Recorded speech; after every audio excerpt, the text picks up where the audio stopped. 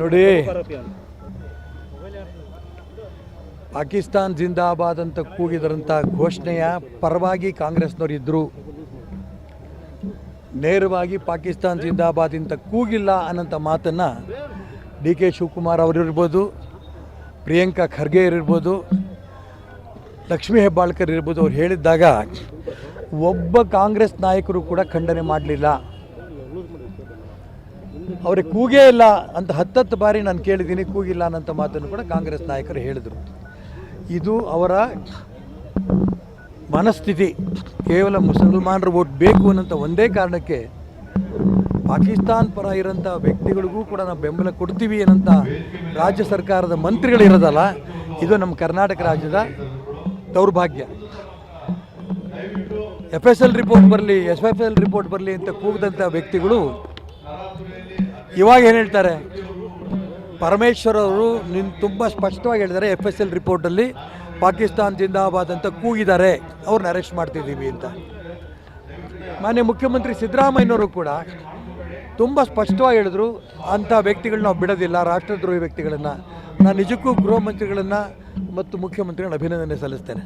ಆದರೆ ಪರಮೇಶ್ವರ್ ಅವರು ಸಿದ್ದರಾಮಯ್ಯನವ್ರು ಬಿಟ್ಟು ಡಿ ಕೆ ಶಿವಕುಮಾರ್ ಇವತ್ತೇನು ಹೇಳ್ತಾರೆ?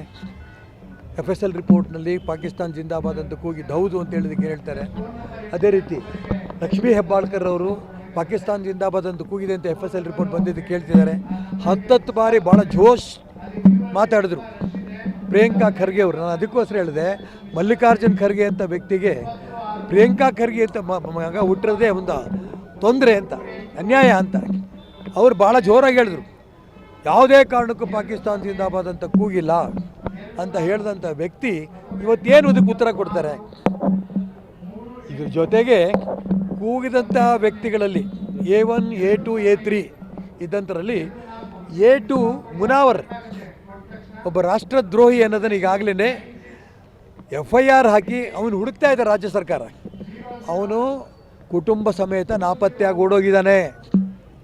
ಈ ರಾಷ್ಟ್ರದ್ರೋಹಿ ಓಡೋಗೋದಕ್ಕೆ ಕಾರಣ ಯಾರು? ಪೊಲೀಸ್ ವೈಫಲ್ಯವಾ? ಇಂಟೆಲಿಜೆನ್ಸಿ ವೈಫಲ್ಯವಾ? ಅವನು ಓಡೋಗೋದಕ್ಕೆ ಏನಾದ್ರು ರಾಜ್ಯ ಸರ್ಕಾರ ಸಹಕಾರ ಕೊಟ್ಟಿದೆಯಾ? ಪಾಕಿಸ್ತಾನದ ಪರವಾಗಿದ್ದಂಥ ವ್ಯಕ್ತಿಗಳಿಗೇನೋ ಸಹಕಾರ ಕೊಟ್ಟಿದ್ದಾರಾ? ಪಾಕಿಸ್ತಾನ ಜಿಂದಾಬಾದ್ ಕೂಗೇ ಇಲ್ಲ ಅಂತ ಹೇಳಿದಂಥ ಡಿ ಕೆ ಶಿವಕುಮಾರ್ ಏನಾರು ಅವ್ರು ಬೆಂಬಲ ಕೊಟ್ಟಿದ್ದಾರಾ? ಇದೆಲ್ಲವೂ ಕೂಡ ತಕ್ಷಣ ತನಿಖೆ ಆಗಬೇಕು. ಈ ರಾಷ್ಟ್ರದ್ರೋಹಿಗಳು ಕರ್ನಾಟಕ ರಾಜ್ಯ ರಾಷ್ಟ್ರದ್ರೋಹಿಗಳ ತಾಣ ಆಗಿದೆ. ಆ ಒಂದು ರಾಮೇಶ್ವರ ಕೆಫೆ ಬಾಂಬ್ ಬ್ಲಾಸ್ಟ್ ಆದಂಥ ಸಂದರ್ಭದಲ್ಲಿ ಆಗಿಂದ ಇವಾಗಿನ ತನಕನೂ ಕೂಡ NIA ಮುಖಾಂತರ ಪ್ರಯತ್ನ ನಡೆದು ಅನೇಕ ವ್ಯಕ್ತಿಗಳು ಈಗಾಗಲೇ ಬಂಧನಕ್ಕೊಳಗಾಗಿದ್ದಾರೆ.